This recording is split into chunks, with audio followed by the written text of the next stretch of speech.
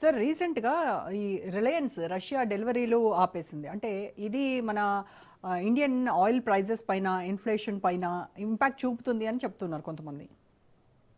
అది చెప్పలేము. అది కొద్దిగా మనకు ఆల్రెడీ మనకు వచ్చింది ఏంటంటే రిలయన్స్ కూడా వాళ్ళని శాంక్షన్ చేస్తున్నారని. మరి శాంక్షన్ అంటే అమెరికా కొన్ని ఆయిల్ కంపెనీస్ నుంచి, రష్యన్ ఆయిల్ కంపెనీస్ నుంచి మనం కొంటే, రష్యన్ ఆయిల్ నుంచి ఆ కంపెనీలు కొంటే శాంక్షన్ చేస్తాం.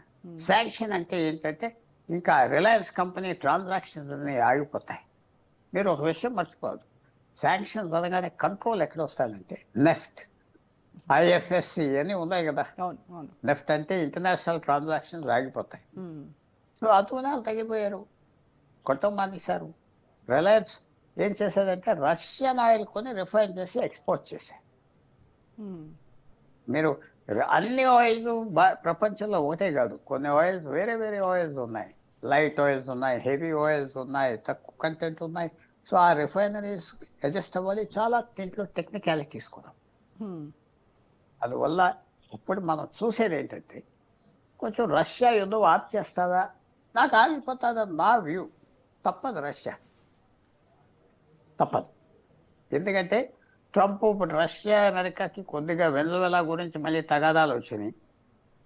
ఏమాత్రం రష్యా వెంటలేదని ఇంకో వారం రోజులు పోతే ట్రంప్ కనుక యుక్రెయిన్కి మిసైల్స్ ఇస్తాను, టోమహాక్ మిసైల్స్ అని ఉన్నాయి, స్పెసిఫిక్ మిసైల్స్, న్యూక్లియర్ మిసైల్స్ కాదు, అవి ఒక 1000 మంది వీళ్ళ సంగతి చూస్తామంటున్నారు. ఇస్తాడు, థ్రెటన్ చేస్తాడు, గారిలో పంపిస్తాడు. లెవరేజ్ అంటాడు ట్రంప్ దాన్ని.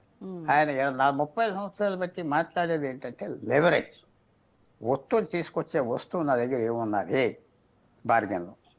యుక్రెయిన్ ఉన్నది రష్యా మీద. ఇవన్నీ ఎలా ప్లే అవుట్ అవుతాయో మనం ఇంకా చెప్పలేము. ఎన్నో ఫ్యాక్టర్స్ ఈ ఆల్గోరిథంలో, ఈ ఈక్వేషన్లో 1+1 2 కాదు, 1+100 వేరియబుల్స్ తీసుకోవాలి ఒక ఆన్సర్ రావాలంటే. 1+100 వేరియబుల్స్, ఎన్నో వేరియబుల్స్ ఉన్నాయి.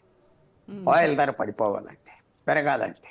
సో ఇవన్నీ కాంప్లికేటెడ్ ఇష్యూస్. కనపడేది ఏంటంటే ఇది పెద్ద ఏం ఉపయోగం లేదు, మనం ఎలాగో కొనటం మానేస్తాం.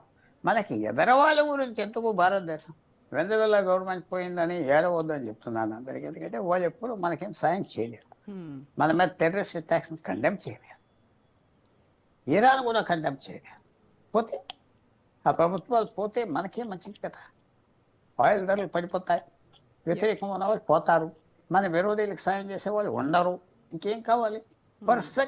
పర్ఫెక్ట్ గిఫ్ట్ భారతదేశానికి.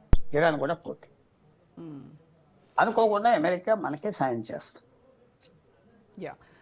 యాజ్ యూ అజ్యూమ్, అంటే రష్యా యుద్ధాన్ని ఆపేస్తుంది అని చెప్పడంలో ఇప్పుడు మరి కీలక పాత్ర ట్రంప్ పోషించాడని ప్రపంచం అంతా అనుకుంటుంది.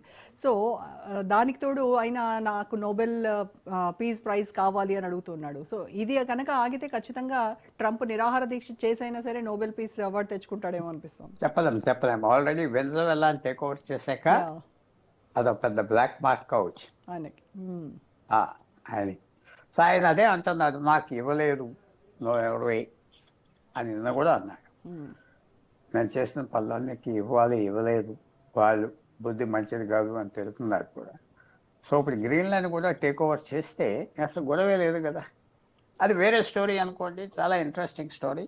ఇక్కడ మీరు అడిగింది ఈ బిల్లు గురించి పెద్ద ఏం భారతదేశానికి ఆపదలేదు. భారతదేశానికి ఒక రకంగా మంచిది కూడా. యుద్ధం ఆగిపోతే మంచిది కదా. ఎప్పుడైతే యుద్ధం ఆగిపోతుందో రష్యా యుద్ధం, రష్యా ఆయిల్ మళ్ళీ మార్కెట్లోకి వస్తుంది, రష్యా ఆయిల్ అందరూ కొనొచ్చు. తర్వాత షిప్పింగ్ రేట్స్ పడిపోతాయి, ఇన్సూరెన్స్ రేట్స్ పడిపోతాయి, ఎన్నో బెనిఫిట్స్ ఉన్నాయి ఓవరాల్. ఓకే, సో అడ్వాంటేజెస్ ఉన్నాయంటారు టారిఫ్. చాలా భారతదేశానికి అడ్వాంటేజ్ చూసుకుంటారు. చాలా మంది భారతీయులు ఎక్కడో ఎవరికి నష్టం వస్తే ఏడుస్తారు, ఇక్కడ నష్టం వస్తే ఏడవరు పాపం. అది నేను చెప్పేది, మనకేమన్నా బెనిఫిట్ ఉన్నదా లేదా? పూర్తి బెనిఫిట్. ఎవరో చేసిన యుద్ధం మనకు బెనిఫిట్, ఎవరో పోరాడేది మనకు బెనిఫిట్. అమెరికా ఇరాన్ పోరాడకపోతే ఇరాన్ ఎలాంటి పనులు చేద్దాం మన ప్రాంతంలో ఇప్పుడు ఉన్న ప్రభుత్వం, ఎలాంటి చేద్దాం, ఎంత అథారిటేటివ్గా మాట్లాడడం. ఎప్పుడైతే వాళ్ళకి సరైన మనుషులు దొరికారో ఇంకా ఖాళీగా కూర్చున్నారు. భారతదేశానికి అదృష్టంగా తగిలిందని మనం భావిస్తాం.